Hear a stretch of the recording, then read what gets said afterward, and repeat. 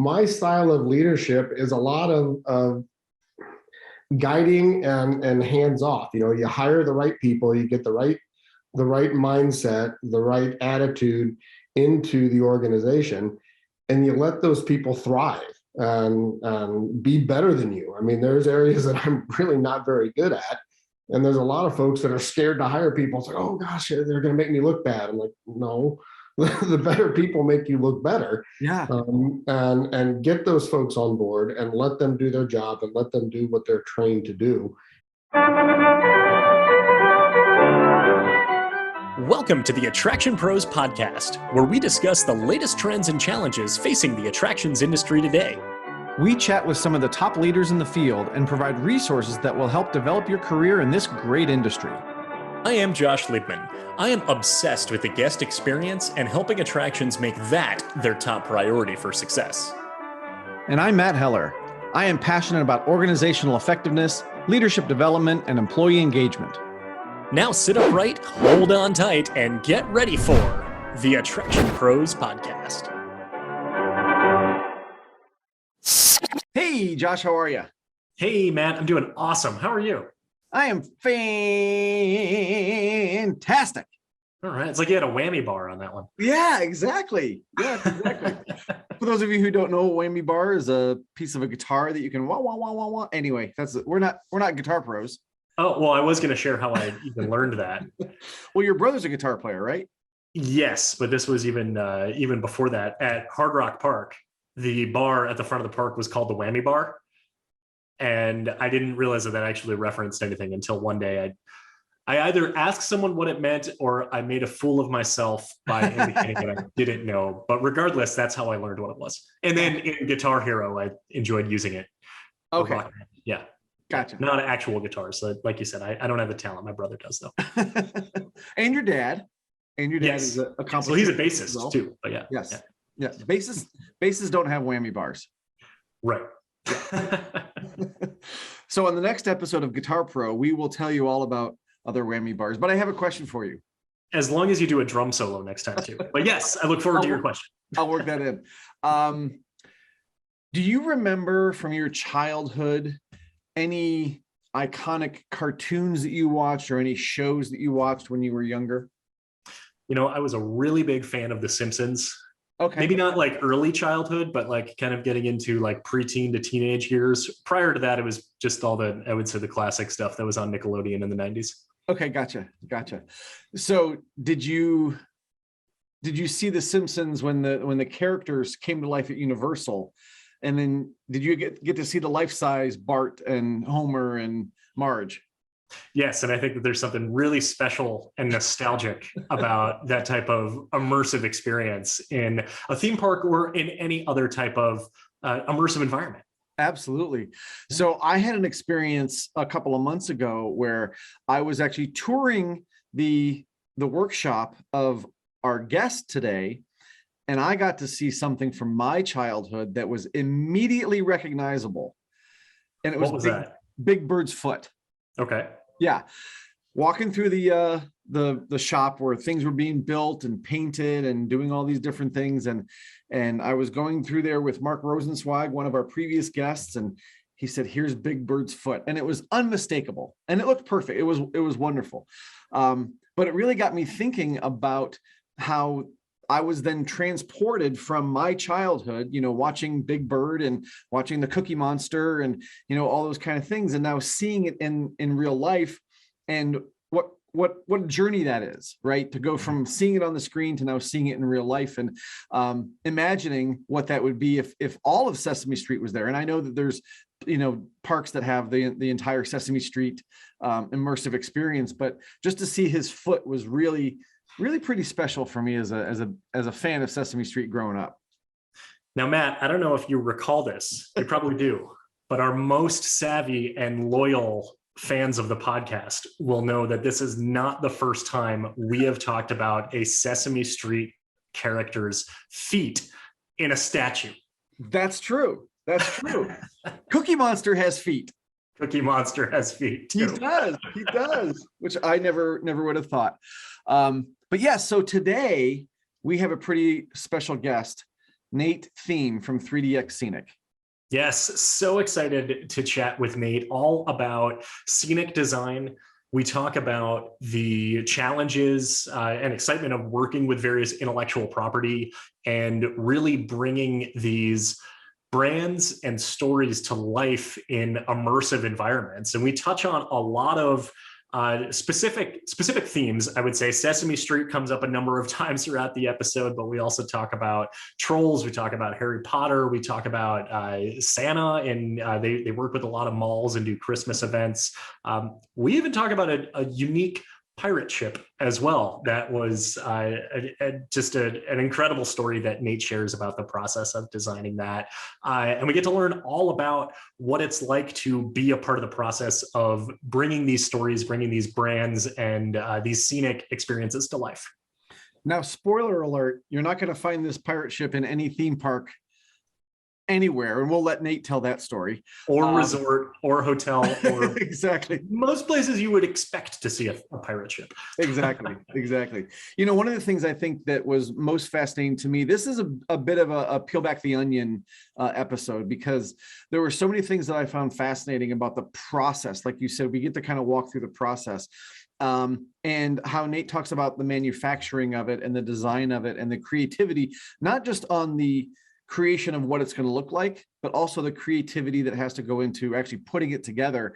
And whether it's a permanent installation or whether it's going to move or whether there's wind considerations, to me, all that was really, really fascinating. Yeah. So put on your onion goggles, because we are peeling back the layers and we are going deep. I'm so excited to get to this interview with Nate Thieme. And I'm excited to wear onion goggles. Nate Thieme, welcome to the Attraction Pros podcast. How are you doing today? I'm fine, Matt. Thank you so much for inviting us. A nice, cold, blistery, wintry day in Cincinnati, but we're all good. Good. Well, so you just mentioned Cincinnati, and at the time of this recording, the Bengals are moving on in the playoffs. Are you a Bengals fan? Oh, yeah. Hoo day, baby. We're going to the Super Bowl. That's what we've been saying every year for the last 20 years, but 30 years. But we'll see what happens this year. It's exciting. The city's abuzz for sure. Excellent. Well, can you tell us, Nate, a little bit, not necessarily about the Bengals, but a little about yourself and 3DX Scenic? Yeah, so I'm the vice president of Scenic here at 3DX Scenic. I've been here for going on 21 years in March of next year. My career path has been kind of interesting. You know, back in high school, I was involved in the theater in my high school, building sets, running lights, all that kind of stuff. And then I've transitioned into kind of more of a sales role. But then when I had this opportunity here at 3DX, it just really, really spoke to me. A lot of fun, exciting folks that I work with. 3DX actually started as a scenic fabrication department of a live events company. We traditionally did corporate rock and roll, corporate theater, big, large events and touring pieces and things like that. And we were the support arm for that live event group. We've since grown beyond that a little bit, quite a bit actually. At the time, probably 95% of all of our annual revenue was coming from supporting live events, building flats and scenic pieces and rolling stages and things of that nature for these theatrical type events.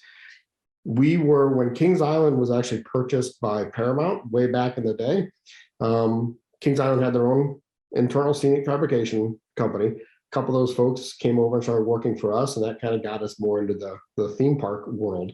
And we've since been marketing towards that quite a bit, working directly with the theme parks, with other experiential agencies and design firms, things like that.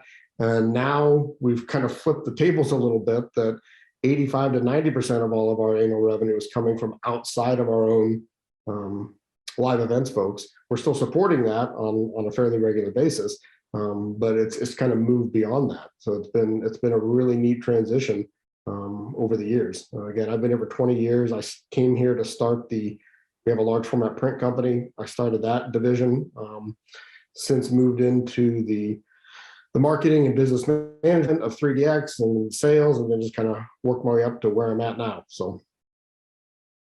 That's really interesting, particularly kind of the transition and almost spin-off from the live events of really operating as a department within a larger organization. But then, like you mentioned, Kings Island, being able to see the caliber and the quality and saying, we'd love to have kind of that level as well. And then just being able to now support the internal business as well as various other businesses within the entertainment industry.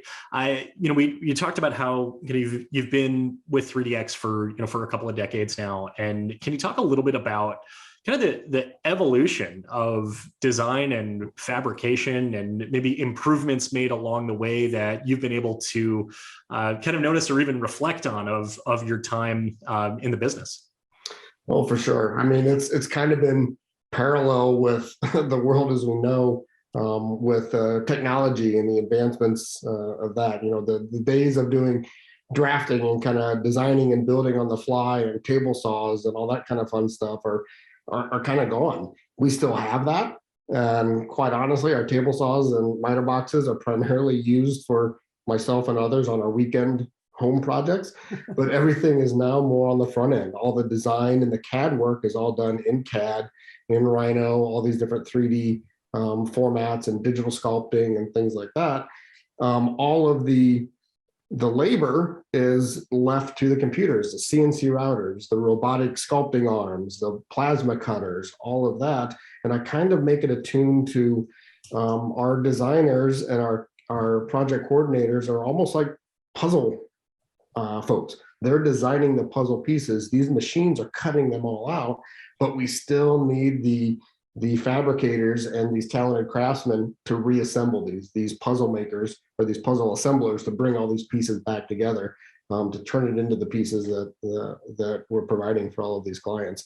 It's really, we like to say it's like old school craftsmanship meets new world technology, and that's truly the case. And it's just evolved exponentially over the last decade even.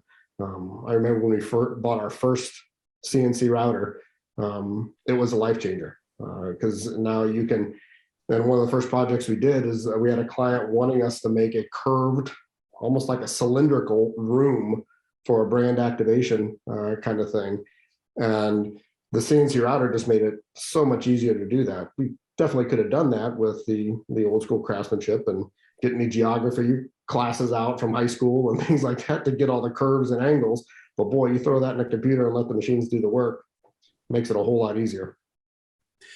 Nate, when you just said people who put together puzzles, it made me think back to when I got to tour your facility a couple of months ago, and your folks were putting together some characters from Sesame Street, and there was this big thing where there's a whole bunch of different characters, and I didn't take any pictures or put it on the internet because it was private at the time. But what was so interesting is you saw half of the characters there and then half of the framework, right? And then obviously when it's all done, that framework will be completely invisible.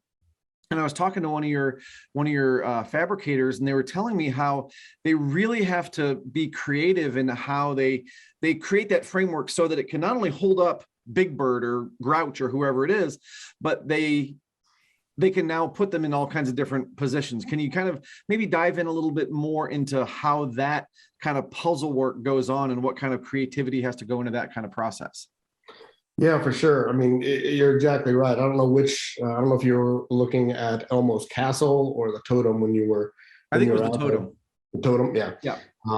So yeah, for sure. So you've got this finished product. You've got this pretty picture that somebody gives us and says, here, I want you to make this thing. The project coordinators and the project managers on the front end, they have to deconstruct that pretty picture and figure out all the internal armatures and the structures that go into holding that. But you're still dealing with kind of an organic thing. I mean, the fiberglass and composites, we're doing spraying and hand laying and things of that nature. We're creating the molds out of the CNC routers and the robots, but there's still a little bit of tweaking that has to happen on site and some creativity to make sure everything matches up just perfectly. You can do a fantastic job on the front end, but then everything that you prove on paper, you've also got to prove in the real world. And those two tend to have a little bit of creativity and adjustment when it's all said and done. we built it was interesting. We had an opportunity to build a touring piece for the movie Trolls a few years ago when that first came out. And we needed to build they wanted us to build a shipping container that opened up. It was all hydraulics. You hit a button, walls come up, floors come down, hair comes up, all sorts of fun stuff like that. So we started designing this stuff, working with the engineers, and did everything exactly right on paper that was supposed to happen and things like that. Well, when we were testing the thing, the one door, the hinge kept popping. It kept breaking the weld on. I'm like, what the heck's going on here? So we're back and forth with the engineers. He's recalculating. We're doing some of this. He's like, oh, why don't you move this over here to the left a little bit? So we cut the thing off, moved over to the left, and then it worked perfect. There's just a lot of back and forth and open communication needs to happen to make all these things come together. Yeah. That's really interesting, particularly if you are fabricating something that is static versus something that is more dynamic and more mobile. What are the, I guess, kind of the difference in the process that you look at from the design standpoint, from the fabrication standpoint, for something that will just remain still versus something that has a lot of moving parts in it? The moving part, definitely get automation folks. We have a whole other division that makes things move. Makes doors open, floors move, pulleys go up and down. They have a lot of input on what is the mechanism that's making it move, because you still need to do that. But then how do we make that look pretty, and how do we make that engineer to work together? So that's a whole different dynamic. But even when you're having a static thing, you still have to look at, okay, how big is this thing? What are the wind loads it's gonna take? Is it going in California? What are the seismic loads that we have to worry about? So there's still a lot going back and forth. It's just when you make things move, it's just adding another layer to it. It's not hard. It's just something you have to plan for and make sure that you account for all of that. Yeah. Well, and with all of the structural pieces, you have to make it look good too, right? And of course, if you're working with a specific IP like Sesame Street, it's got to look perfect. And I remember again walking through your shop, and Mark, who I was with, he showed me Big Bird's foot, so iconic, right? But I guess the question is, working with an IP like that, you've got to, I'm sure, have very strict standards about what things look like and how they're presented. So can you talk a little bit about maybe, working through those projects with an IP and kind of working to those exacting standards? Yeah, for sure. It's the process is still the same, whether it's an IP or not IP. What ends up happening is it just takes a little bit more time. I love working with Sesame Place and the workshop and other IPs that are so protective of their brand. That's awesome, because you're right. It's Big Bird's foot. It has to be exactly that. And so there is a lot of back and forth that needs to happen between the client, between the designers, between whoever's going to sign off on the final look of that. So it just takes more time. And with COVID happening right now, that doesn't afford you the opportunity to do a lot of insight visits, depending on everybody's corporate policies or personal feelings or what have you. We end up doing a lot of virtual. I'd be out in the shop, and Drew and Rachel's our charge artist, Drew's the project coordinator for this Sesame project. They're walking around with their phones, and they're showing this, they're seeing it in different light, taking it outside, seeing the different shadings and things like that. So when you're dealing with that, it's just a little bit more time involved to make sure that everybody's happy with the end result. And because that's, at the end of the day, that's what has to happen. I don't remember which one mentioned it, but it's got to look pretty. Nobody cares how it got there. They just care that it got there and it looks beautiful. and that's where on the back end, the paint team and the finish team does a fantastic job of hiding up all the guts on the inside. Yeah, it's like walking up in the Statue of Liberty. It's ugly. It's ugly inside there, but outside, freaking awesome. It's beautiful. So what's that collaborative process like, and particularly with working IP, maybe it extended even with non-IP? We talk about, Big Bird's foot, or, Big Bird itself needs to look exactly like that. Well, the folks on the Sesame Street side, I'm sure that they've got, the framework for the dimensions of that, because there's there's probably the costume characters. Obviously, there's the costume on the show, but of course, that's a completely different function because that's for a designed for a human specifically versus a statue or kind of something that's fabricated. What is that like? You said there's a lot of normally in-person meetings, but lately a lot of virtual meetings and that back and forth of making sure that that specification is particularly to exactly what it needs to be. So I guess, how do you collaboratively come to that point of saying, well, this is what it looks like on your end, and now we've taken in this is what it needs to look like on our end, and making sure that those are completely in sync with each other? It starts at the very beginning, especially when you're dealing with an IP, and we'll go with Big Bird. It's a three-dimensional thing. We have to have that three-dimensional file. We have that computer file that the robot knows, that the designers know, so that it's exactly the shape it needs to be, all of that fun stuff. It's a little bit different. There's a lot of folks out there that are doing hand sculpting, beautiful, beautiful work, but you're subject to an artist's interpretation of that. We don't have that luxury when you're doing that IP. It's like, no, there's no interpreting going on. This is exactly what it has to be. So that gets the actual dimension of what it is. But then the other piece is, we talk about real estate, location. When you're talking IP, you're talking samples.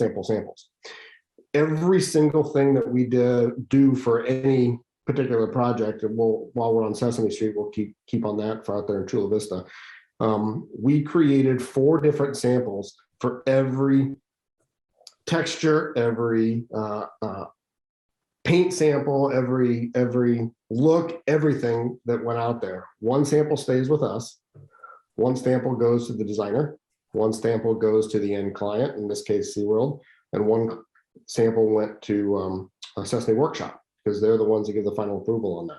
So everybody, we make one big sample and basically cut it into 4 pieces. Say, here's what we're doing. Here's the techniques we did to get it to that point. And we follow those like a recipe. We're baking a cake, so to speak. We have to follow those steps exactly so that it's a repeatable thing. And it's that kind of communication back and forth in the beginning. Here's what we're doing. Are we cool with that? And if they're not, we make tweaks along the way. So we're only making tweaks on that particular sample versus on the finished piece. So when the finished piece comes out, that's exactly what they're looking for. Nate, not to talk too much about Sesame Street, but did you ever think when you were a kid that as an adult you'd be spending this much time talking about Big Bird and Sesame Street? I love it, man. I grew up with Sesame Street. It was fantastic. I joked about the fact when I first went out to the workshop, I'm like, hey, I know how to get to Sesame Street now. It's an airplane ride, a subway, and a taxi, and you're there, and you're in Queens. It's been a lot of fun. It's because the characters. I mean, I'm 51 years old, so I'm a kid of Big Bird and Oscar and all those guys. So it's a lot of fun. It's very magical to deal with this, but not just those guys. I mean, everything we do it's magical. It's so exciting to see a little pencil sketch that somebody gives us, and then you see it go through the progress to the final deliverable. I mean, I still get geeked up about that, being in the industry that we are. And I've done a little bit within this company, did a lot of like the AV and projectors and screens. I'm like, yeah, that sounds boring. A projector is a projector is a projector. Don't tell my video engineers that, but the tangible, really cool, fun things that we're working on is what really gets me going in the morning. Yeah. So we talked about kind of the fabrication process and the robot arms and everything that you have on site. How much of this can be done in advance versus maybe some of the larger scale projects, like the whole Sesame Street kind of town area, that I imagine a lot of that needs to be done on site, but at the same time, you're working with theme parks or you're working with malls, and they've got a regular daily operation that you probably don't want to disrupt too much. So how much of that is able, I guess, to be done in advance and loaded in on site maybe overnight or so versus kind of the boots on the ground of work that needs to be done on location? We try to have the piece leave our shop as finished as it possibly can. For that very reason. You usually have a pretty short window to do the install and the notes and the touch-ups and things like that. So the vast majority of it's done in-house. And we design around that. Malls, for example, we've done a lot of Christmas displays over the years. And when you look at those things, you look at them a little bit different. The really big ones, every single piece had to fit through a person door. So, I mean, wrap your head around that on how do you make this thing this massive and huge, and it still has to fit through a door that you or I could walk through. So you've got to design that on the very front end. Again, this is where the computers and the CAD really comes into play. You design where those seams land to hide them as much as possible, but you do all the lines work on the front end. You get it to the site. You do the assembly and then do your touch-ups and notes and things like that to hide those seams as much as possible. Malls, for example, whenever we've done those are always after hours. We don't start working until 9 or 10 o'clock at night, because it's creating the experience and the magic that you walk in the next morning. It's like, oh my gosh, Santa just arrived. Or out in the parks, you try to do it either at night or when the parks are closed or off hours or what have you. We just finished a project down in Texas that the park was closed for cleanup and renovations and things like that. So it's like, all right, we've got 3 days to get in here and get this stuff done. Let's get it all knocked out and get out of there, so that when the guests start coming back again, the world's been transformed. Mm-hmm. You just brought up something that this might seem like a bit of a rabbit trail, but I'm really curious. Like, from the design standpoint, all the things you're talking about to me are fascinating. Like, you have to build this or design this piece so it can fit through a person door. But then you've also got these pieces that are really big that, like you said, have seams, and they got to be put together somehow. So maybe the question is, how do you design it so that the seams are as invisible as possible, or, at a certain part in the design where you wouldn't notice it as much? Obviously, you're going to do touch up on site, but so kind of walk us through that process of you've got this great picture of a design, but then you have to figure out how to almost take it apart and then be able to rebuild it. You use the architectural visuals to hide those things. Bricks are super easy. You create the dental molding, so they're all overlapping like this, and so you don't have a seam that just goes straight up and down. It zigzags back and forth. If you have something that's a little bit more organic, we did a project that was Christmas in Wizarding World out in Salt Lake City. It was a big Harry Potter themed Christmas display out in the mall. You create the snow caps, and maybe your seams here, and the snow cap hides over top of it. So you use what you have. And you got to be a little creative. Use the visuals and the architecture that you have to hide those things. And it also is different on if it's a temporary or a permanent display. Temporary, you're never going to hide everything, but you do your best to do that. Permanent, you kind of make the panels, you put them up, and then you go back and you fill them in with the sealers, and then do your paint touch-ups on those. Okay. Yeah, I suppose if it's a Christmas display, you've also got tinsel and stuff you can kind of put in front of it, or whatever it is. So yeah, right. There's always ways to do it. And next time you're at a mall with a big Christmas display, look at it a little bit more closely. Be like, oh, there's a seam. Okay, we'll absolutely do that. Start. I don't mean to take the magic away from you, but. Well, there is I guess the magic that is part of it. And when you were talking about kind of everything that's done overnight in a mall or in a theme park, I'm just thinking of the scene from Elf, where the mall closes at night and then Buddy just stays up all night and everyone walks in the morning, and it's like this, Christmas winter wonderland. And kind of being able to kind of do kind of be that Buddy the elf overnight, I guess. I'm also interested in on the business side, on the end of the client. One of the things that I saw on your website is about how branded immersive environments can help increase per capita spending. So I'm wondering if you're able to connect those dots. The example or the case study is with the Seven Seas Food Festival at SeaWorld San Antonio. So whether it's that specifically or just kind of broader, how does this overall influence the spending of the guest who's visiting the park or the mall or whatever the facility, the venue is? This is always kind of fun, because it's our job. Like, my wife has actually told me, and she's like, man, you sell fun.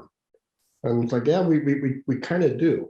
And our job is to create this immersive environment. You know, every day of our lives, all the information that we're getting is typically two-dimensional. You know, I mean, we're looking at us. I get it. We're on a video, but it's all two-dimensional. I'm looking at a screen. I'm looking at a poster. I'm looking at the TV. I'm looking at the movie.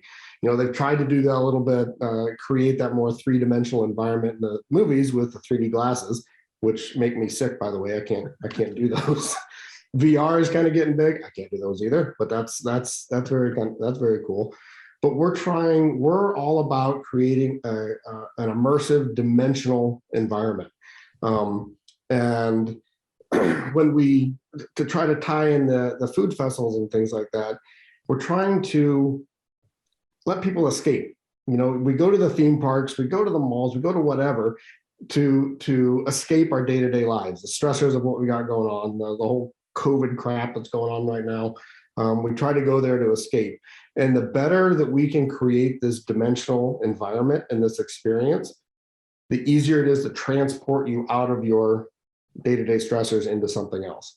And that's really what we're trying to do with all this stuff. And when you're talking like the food festivals or any of these brand environments, you know, they're always, especially with the theme parks, they're trying to increase the per capita spending. The longer we can keep somebody there at a park, the better off everybody's going to be. They're going to have a better experience. The park's going to see more revenue, and they're not only trying to attract the day visitors, but also to get the season ticket holders back again and again. It's like, oh, I didn't see this particular area. Let's go check this one out next time we're there. You know, Nate, what that made me really think of is going to someplace that does have the theming and the immersive environment around, for example, you know, buying a food item, right? Versus going up to, you know, a kiosk or just a cart that maybe has that same food item, but you're not as enticed. Like you're not into the story yet and thinking, oh, I really do want a churro because this whole thing has gotten me into the mood for a churro. Whereas over here, it's just, you know, pavement, garbage can, churro stand, garbage can, you know what I mean? So I can totally see how that could kind of put people in the mood to want to, you know, sample some of those things where maybe they wouldn't be as apt to do so. It's almost like trying to tap into our inner child. When you were a kid, what was your favorite toy? We all like to have books read to us and things like that, but I can almost guarantee it was not a book. It was not a poster. It was not a picture. It was a teddy bear. It was a truck. It was a dimensional thing that allowed you to get your imagination going and transport you to the fireplace or the burning building to take your fire truck to, or to take your Barbie into the dollhouse. It was an experience. It was a dimensional thing, and that's what we're trying to do. It's your happiest times are typically when you were a kid. You know, you don't have the stressors of how am I going to pay the bills and all this kind of crap that all three of us are dealing with these days. But it's so much fun to laugh and be a kid, and we don't always get to do that. And we're fortunate enough to be able to create that experience and help our clients create that experience for their guests. Awesome. And I've got to imagine that's just so fulfilling for you and for your entire team to be able to create those types of experiences and those memories that, I mean, you used just the word escapism, which is, you know, exactly what our industry does and provides to the world. And like you said, we need it now more than ever because of just everything we've all been through the last couple of years. It allows me to brag a little bit too, because when we were doing Christmas displays, I got to tell my kids that I was working for Santa Claus. There you go. They're all older now, so they get it. But so we've gotten a little bit of, I would say, a sampling of some of the projects that you've worked with. Talk about, you know, Christmas and Santa Claus. We talked about Sesame Street. We talked about Trolls. Talked about, you know, a couple others. Are there any that come to mind that are among the most unique projects you've done, or maybe obscure from a fabrication standpoint, or maybe something that's just, hey, this one's a real head scratcher, but an exciting challenge to take on? Yeah, the one that kind of jumps to mind is it wasn't a real, it turned out absolutely beautiful. I can't show you pictures or tell you anything about it, NDA, stuff like that.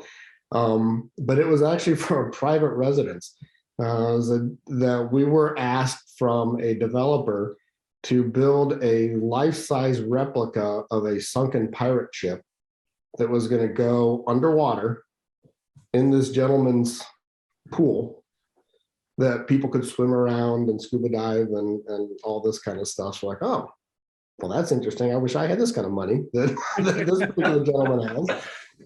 But it was, so we're like, all right, so we find, again, we got to start with a 3D file, and we got a 3D file of a pirate ship, sent it off to the clients like, hey, this is kind of what we're looking at. Is this cool? What kind of color schemes are you wanting? So we dealt with the color schemes. He wanted a specific name on the side of the ship, a particular figurehead on the front of the pirate ship, you know, the old figureheads on the front of these things. So we've got the front half and the back half that were at an angle sitting at the base of this pool, and there's skeletons that are climbing through the attached to the floor of the pool, and there's a cannon cradle that we were supposed to build the actual cannon that goes into this thing, but I got a call and it was like, hey, we don't need the cannon anymore, because he found an 1800s actual cannon that he's going to hang in his bar that is underwater, by the way, so you can see all this stuff through there. I'm like, holy cow, this is crazy.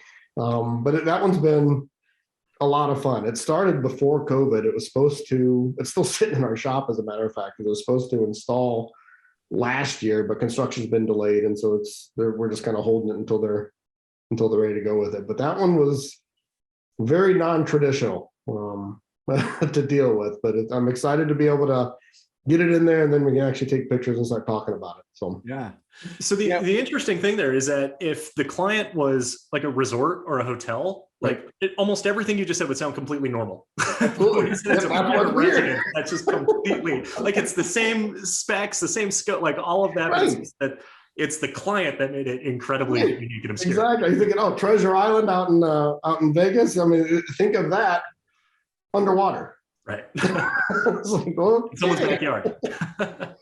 But it turned out absolutely beautiful. Our charge artist, she kind of drove the creative on this one, and I mean, we've got barnacles that are on there, and it's absolutely beautiful. It's fantastic. Yeah, I'm glad you brought that one up, because I did get to see that in the shop, and just it is truly amazing. And I'm excited for when you do get to share pictures of it, because it really is. And it made me think of being like a goldfish in an aquarium, right, where you're swimming around and you've got the treasure chest and you've got all that kind of stuff. So that made me kind of think of that would kind of be my experience, I guess, if that were in my pool. The other crazy thing about this is, I don't know how much Mark shared with you, but if you ever been to Bass Pro Shops, there's time you can go out there where you can go watch the bigger fish. They feed the bigger fish the little fish. Okay. So if you're into that kind of a thing, you can go watch that. Apparently, this particular person has the same kind of a deal going on. He's gonna have little fish swimming around there, but then have everybody sitting in his bar out this big James Bond-esque kind of window into this undersea adventure. Hits a button, the big fish come out and start eating the little fish. So it's like, okay. I'm pretty sure that the three of us combined could probably quadruple our salaries and not make the kind of money that this person's making. Right. Wow. Well, that kind of begs the question that I have too, that we prefaced a little bit before we started the actual recording, was, leading your team through all these kind of different challenges and creative projects. And you've got so many different types of people, on the staff that have to be there to make 3DX Scenic work. So what's your philosophy, or what's your leadership style to make sure that everybody's got what they need and then they can kind of go forward full steam ahead? Each department has a leader for that department. And I encourage them to research the next best thing that's out there. What will make your job better, make your job easier, make you more efficient, whatever. Come to me with, okay, here's what it is. Here's the cost. I start looking at ROI. It's okay, that makes sense. We're going to save this, that, and the other thing on these folks. And we move forward with that. I mean, we don't always get the opportunity we don't have, a wallet that we can just open up and spend whatever. But it's giving people the opportunity to make their jobs more fun, make their jobs easier, and make their jobs better along the way. And like I mentioned earlier, we hire the right people in the right positions, because I don't know how to paint. I have no freaking clue how to do it. I mean, I'm lucky to draw a stick figure. I can't, it just doesn't work. So it's like, all right, Rachel, you do your thing and work on that. One of the biggest challenges, this kind of goes back to managing all these different groups of people. One of the biggest challenges is, I hate to put a designer in a box or a creative person to try to pull them back, but sometimes you kind of have to. You know, it's like, hey, we're good. I know you want to tweak it a little bit more, but we're good with this, because we've got to be able to get the thing done and on time, on budget, and out the door for the client. And we pride ourselves in exceeding expectations. When people get the products that we have, like, oh my gosh, this is even better than I thought it was going to be. Are there any examples that you can share of, you said you encourage that heads of each department to research the next best thing of what's going to make their job easier, more efficient, more fun. What are some of the things that have come out of those conversations or that research that ultimately has led to, whether it's an even better oiled machine or just overall productivity or employee satisfaction? One, I'll give you two. One was actually in the paint area. They needed more space. And they came to suggestions like, hey, how if we move this over here? We take a little bit out of the assembly area and move that stuff around. And it's like, yeah, that makes a lot of sense. Let them breathe a little bit more. And it gives them some ownership in making their space a little bit better. The other one is in composites. The folks that are doing fiberglass and carbon fiber layups and all this kind of stuff, that we're now into the polyurea hard coat systems as well. And it was the polyurea system. They were coming in, it's like, man, we're getting these opportunities, but they don't need fiberglass. They need a hard coat over foam. What's it going to take to get to that point? So we start researching, okay, we need this type of gun, this type of sprayer, we need this type of booth, and so on and so forth. Start looking at the opportunities and the ROI on that. It's like, all right, let's do it. Let's go ahead and get that thing moving. And interestingly enough, we're going to get all that, or we got all that, but it actually decreased the amount of space that composites have. So hopefully in the next 4 or 5 years, we'll be increasing that space as they continue to grow. Gotcha. One of the other things that you mentioned, again, kind of before we started recording, was that you were actually a funeral director, right? Yeah. And I think that's the first time we've had a former funeral director on the podcast. But you also said that it really helped you with having maybe difficult conversations. So I'd love to hear a little bit more about that and how that has helped you as you moved up in your roles. I'm definitely the last man to let you down.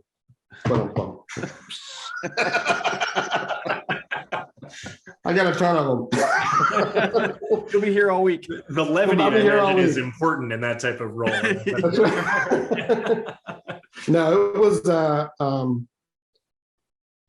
I truly enjoyed doing that. I mean, you're taking an inevitable situation that all of us are going to experience, whether our own selves or family members and things like that, and making it as tolerable as possible to get through things, and allowing the grieving process, and having conversations that kind of make people feel uncomfortable, but you still need to have them, and doing that with grace, with transparency, with patience, and allowing people to have a conversation, not telling them here's what we're doing, but having a conversation, say, here's the end goal. How do we get to that? You know, how do we get to that process, and making people very collaborative and having those conversations to get where they need to be. And which the same kind of conversations happen with clients. You know, we'll get a pencil sketch of what needs to happen. And at some point in time, reality needs to meet dreams. You know, we're not quite there yet with Obi-Wan Kenobi hologram kind of stuff yet. We keep getting asked for doing that kind of stuff, but we're not quite there yet.